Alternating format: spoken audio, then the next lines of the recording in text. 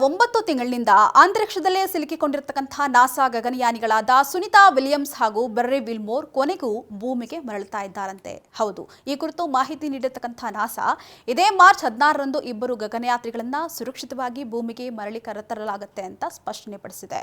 ಈ ಗಗನಯಾತ್ರಿಗಳನ್ನ ಕರೆತರುವಂತಹ ಸಲುವಾಗಿಯೇ ನಾಸಾದ space X dragon ಗಗನನೌಕೆಯು ಪರ್ಯಾಯ ಗಗನಯಾನಿಗಳೊಂದಿಗೆ ಮುಂದಿನ ವಾರ ಅಂತಾರಾಷ್ಟ್ರೀಯ ಬಾಹ್ಯಾಕಾಶ ನಿಲ್ದಾಣಕ್ಕೆ ಪ್ರಯಾಣ ಬೆಳೆಸ್ತಾ ಇದ್ದು, ಅಲ್ಲಿಂದ ಸುನಿತಾ ವಿಲಿಯಮ್ಸ್ ಮತ್ತು ಬೆರ್ರಿ ವಿಲ್ಮೋರ್ ಅವರನ್ನ ಡ್ರ್ಯಾಗನ್ ಗಗನ ನೌಕೆಯ ಮೂಲಕ ಸುರಕ್ಷಿತವಾಗಿ ಭೂಮಿಗೆ ಕರೆತರಲು ಸಿದ್ಧತೆಯನ್ನು ನಡೆಸಲಾಗ್ತಾ ಇದೆಯಂತೆ.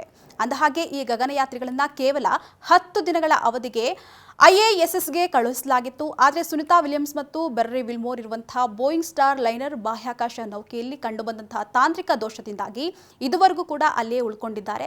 ಅಲ್ಲದೆ ಬಾಹ್ಯಾಕಾಶದಲ್ಲಿ ಶೂನ್ಯ ಗುರುತ್ವಾಕರ್ಷಣ ಬಲ ಇರತಕ್ಕಂತಹ ಕಾರಣದಿಂದಾಗಿ ಇಬ್ಬರ ಆರೋಗ್ಯದ ಮೇಲೂ ಕೂಡ ಸಾಕಷ್ಟು ಸಮಸ್ಯೆಗಳು ಕೂಡ ಆಗಿದ್ದು, ದೇಹ ತೂಕವನ್ನ ಕೂಡ ಕಳ್ಕೊಂಡಿದ್ದಾರಂತೆ. ಅಲ್ಲದೆ ನಮ್ಮಿಂದ ಪೆನ್ಸಿಲ್ ಅನ್ನ ಕೂಡ ಮೇಲೆತ್ತಲು ಆಗ್ತಾ ಇಲ್ಲ, ಅಲ್ಲದೆ ನಾವು ನಡಿಗೆಯ ಪ್ರಕ್ರಿಯೆನೇ ಕೂಡ ಮರ್ತ್ಕೊಂಡಿದ್ದೀವಿ ಅನ್ನೋ ಕುರಿತಾಗೂ ಕೂಡ ಸುನಿತಾ ವಿಲಿಯಮ್ಸ್ ಕೂಡ ಹೇಳ್ಕೊಂಡಿದ್ರು.